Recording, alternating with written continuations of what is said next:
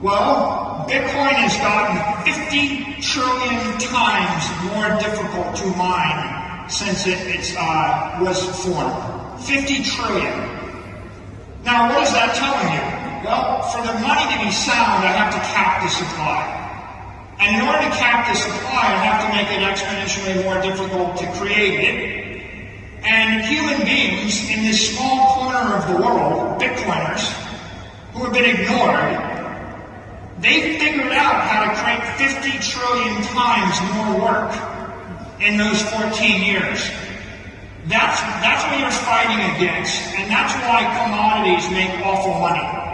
That's why anything that can be produced with human intellect and capital will always be awful money, because you're betting against human intellect. I'm going to actually store my money in something that you can make more of, and I'm going to bet you're too stupid to make more of it.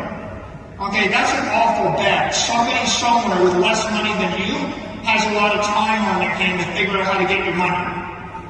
That's why you need something like the difficulty adjustment, and that's why it's so difficult to create sound money. Bitcoin is sound money.